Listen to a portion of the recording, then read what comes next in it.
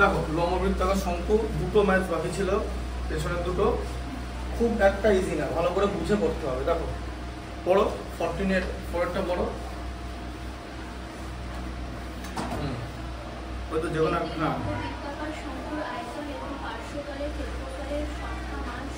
সাংখ্যমান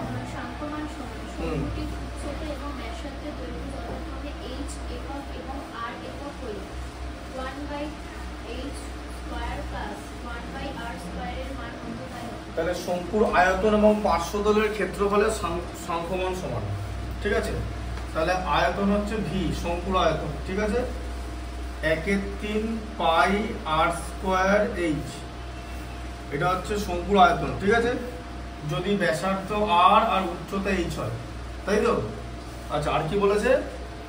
পার্শ্বতলের ক্ষেত্রফল, পার্শ্বতলের ক্ষেত্রফল কি হবে? এরিয়া মানে ল্যাটেরাল সারফেস এরিয়া, পার্শ্বতল কি হবে? পাই আর এল তো, আচ্ছা পাই আর এল। আচ্ছা এবার কি বলেছে? তাহলে বলেছে যে আমার এল এর মান কত বলো? এল মানে কি? এই যে এলটা, এলটা মানে হচ্ছে √h² প্লাস আর স্কোয়ার, তো এটাই তো। কারণ লম্ববৃত্তাকার শঙ্কুতে কি হয়, এই যে এটা হচ্ছে ব্যাসার্ধ আর, এটা হচ্ছে উচ্চতা এইচ, আর এটা হচ্ছে এল মানে স্ল্যান্টিং হাইট, ঠিক আছে?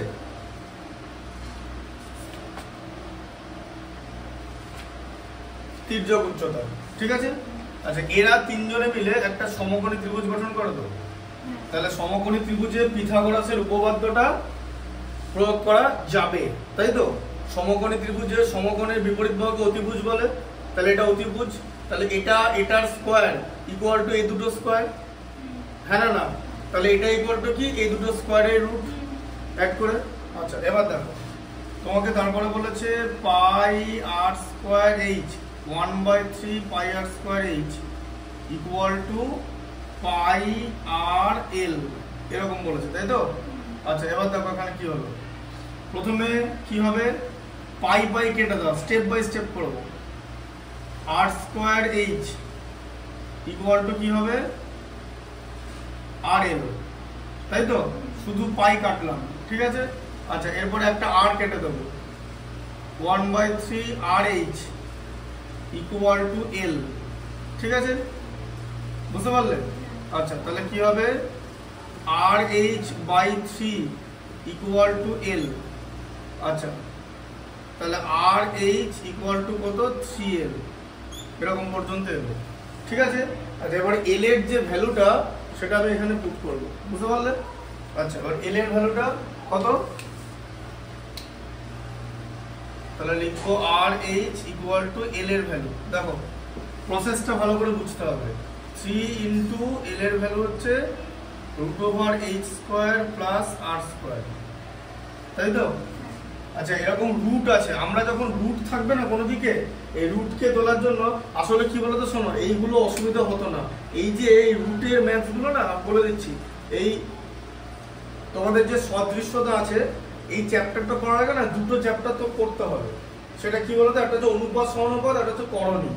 এই করণীটা যদি ভালো করে পড়ে নাও না, তাহলে রুটের সমস্যা হবে না, কারণ ওখানে এরকম অনেক অনুপাত আছে।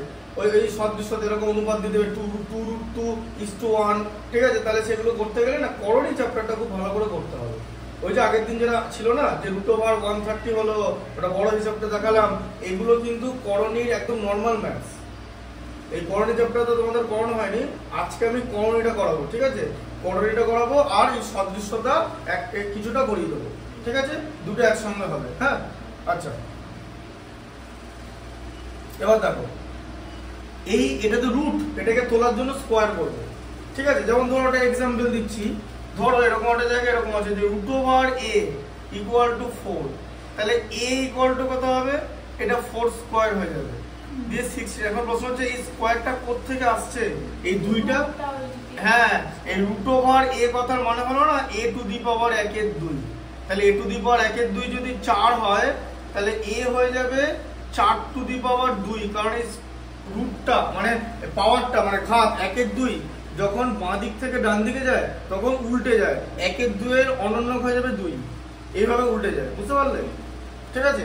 আচ্ছা এবার এটা স্কোয়ার করে দিতে হবে, তাহলে বর্গ করে পাই, এটা স্কোয়ার করলে কি হবে, r স্কোয়ার h স্কোয়ার, তো হ্যাঁ equal to 9 into h square plus r square, তাই তো? আচ্ছা তাহলে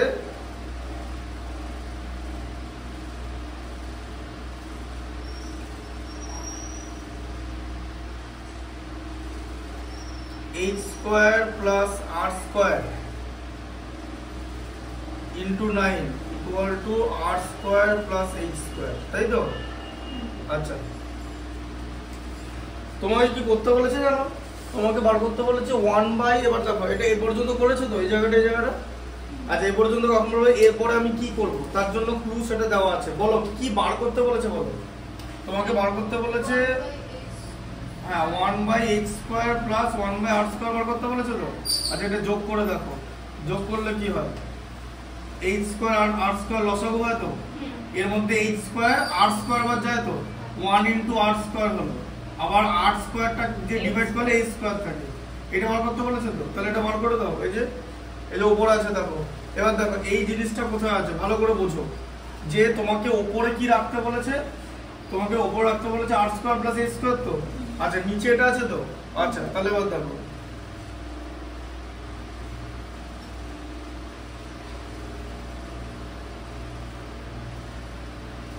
তাহলে এটা নিচে নিয়ে গেলাম তো, এটা নিচে নিয়ে গেলাম তো। আচ্ছা শুধু এই জায়গাটা বার করতে বলেছে, তাহলে 9টাকে ওদিকে পাঠিয়ে দেবো তো, দেখো 1/9 হবে, তাই না? তার কারণ হলো আমি আবার কি বলবো, এমন ভাবে সাজাবে যেন কোনাকুনি গুণ করলে আগের লাইনটা আসে। এই যে এটাকে কোনাকুনি গুণ করলে এটা আসছে তো, কোনাকুনি গুণ করলে এটা আসছে তো, এইভাবে সাজাবে। এটা কিন্তু এরকম করেই শেখায় সবাই, যারাই শেখায়, আর কোনো শেখানোর উপায় নেই স্টুডেন্টদের। বলা হয় যে এমন ভাবে সাজাবে যেন গুণটা কোনাকুনি গুণ করে দেখে নেবে, বুঝতে পারলে?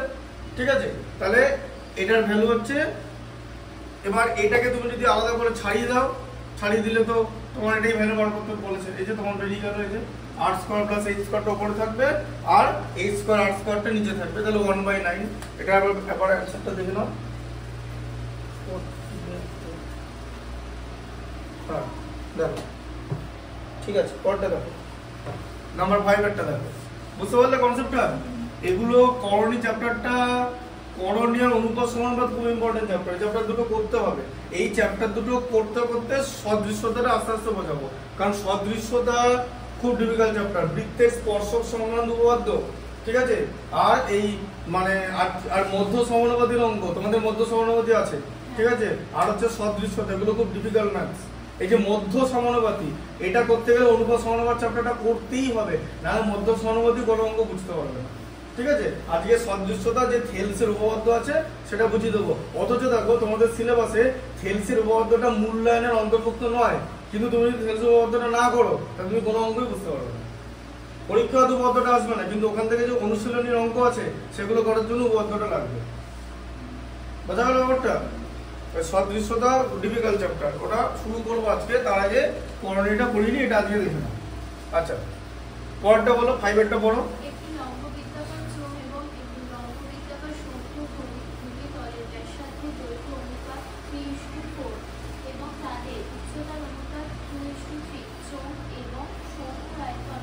দেখো এবার প্রথমে লম্ব বৃত্তাকার চোঙ আঁকো, ঠিক আছে। এই দেখো লম্ব বৃত্তাকার চোঙ এরকম আঁকতে হবে।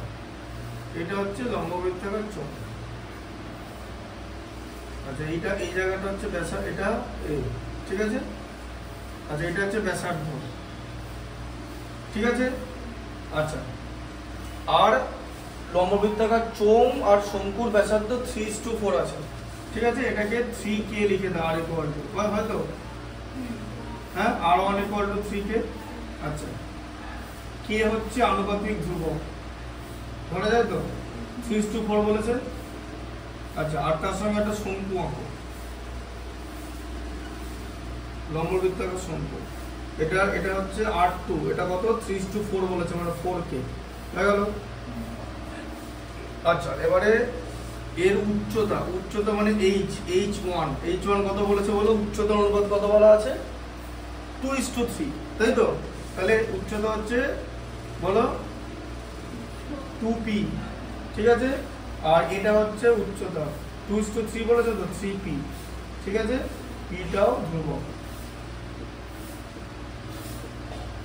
আচ্ছা, এবার বলেছে আয়তনের অনুপাত বলেছে, তাহলে শঙ্কুর আয়তন, চোঙের আয়তনের ফর্মুলা কি? পাই আর স্কয়ার এইচ। এখানে 1/3টা হবে না, ঠিক আছে।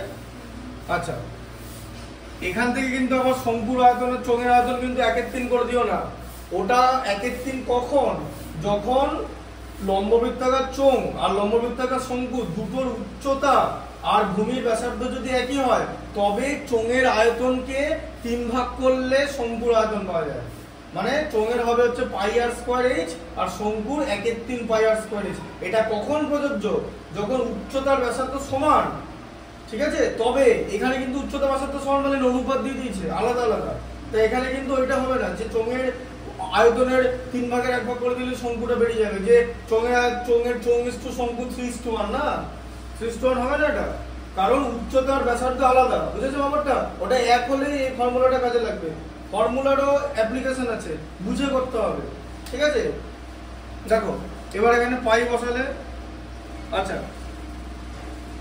পাই এটা r1 স্কয়ার h1, তাই তো? আচ্ছা, আর এখানে হচ্ছে v2 কত? 1/3 পাই r2 স্কয়ার h2, তাই তো? এই তো ফর্মুলা। আচ্ছা, ওর উপর বার করতে বলেছে। আচ্ছা, এবার দেখো তুমি যদি v1/v2 করো, তোমার কি আসবে? তোমার আসবে হচ্ছে pi r1 square h1 by 1/3 pi r2 square h2, এটা আসবে তো? আচ্ছা, যদি তোমার পাই পাই কেটে দিতে পারো তো, হ্যাঁ। আচ্ছা, তাহলে 1 ইন্টু r স্কয়ার কত বলো? r এর ভ্যালু হচ্ছে 3k, তাহলে 3k তার হোল স্কয়ার। r1 এর ভ্যালু 3k তো, r1 বসালাম। h1 এর ভ্যালু কত? h1 2p, এই যে h1 এর ভ্যালু হচ্ছে 2p বসালে। আচ্ছা, পাই 1/3, পাই পাই কেটে দিয়েছি। আচ্ছা, r2 এর ভ্যালু কত? 4k, এই যে 4k তার হোল স্কয়ার ইনটু এটা কি 3p। আচ্ছা, এবার তাহলে কত হচ্ছে? 1 কে 1/3 দিয়ে ভাগ করলে কি হয় দেখো, 1/1/3 করলে কি হয় জানো? এই যে 1 ইনটু 3/1, 3টা উপরে উঠে যাবে, 3টা উপরে উঠিয়ে দাও, হলো। আচ্ছা, এখানে কত হচ্ছে? 9k স্কয়ার, ঠিক আছে, ইনটু 3, p বাদ দিয়ে দিচ্ছি, ঠিক আছে। আচ্ছা, আবার এখানে 1 আছে। আচ্ছা, এটা কি 16k স্কয়ার ইনটু 3। আচ্ছা, 4k স্কয়ার 2p আর 3p, 348 ঠিক আছে। হ্যাঁ, দেখো তাহলে k স্কয়ার কেটে দাও। এই দেখো 3 ইনটু 9 মানে 6 ইনটু 9 বাই 16 ইনটু 3, ঠিক আছে তো? হ্যাঁ, k স্কয়ার কেটে দিলে ঠিক করে দেখো নাম্বারগুলো, হ্যাঁ। আচ্ছা, 3 3 9, তাহলে 6 3 18 বাই 16, তাই তো? তাহলে কত? 9:8, 9/8, 18কে 2 দিয়ে ভাগ করলে 9, 16কে 2 দিয়ে ভাগ করলে 8, তাহলে কত? 9:8। এটা হচ্ছে অনুপাতটা হবে। দেখো ভালো করে দেখে নাও, কোনো জায়গায় যদি বুঝতে না পারো তাহলে বলো, কিছুটা টাইম দিলাম, 2 মিনিট, কিছু মানে 2 মিনিট টাইম, বলো।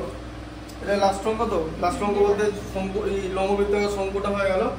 দেখো চোঙটা পরে করলে হবে না, চোঙটা আগে করাতে হবে, তার কারণ বিবিধ কোনো বস্তু যাওয়ার আগে চোঙটা শেষ করতে হবে, তার কারণ হ্যাঁ হ্যাঁ ঠিক আছে। বলো, এটা বুঝতে পেরেছো তো কনসেপ্টটা? কারণ এটা ঠিকঠাক করে ক্লিয়ার রাখতে হবে কনসেপ্টগুলো। এরপরে তোমরা প্রথমে করণী চ্যাপ্টারটা বার করো। করণী টাইম আছে এখনো, টাইম আছে, হয়ে যাবে, সব হয়ে যাবে, কারণ সদস্যতা আজকেই শুরু করবো।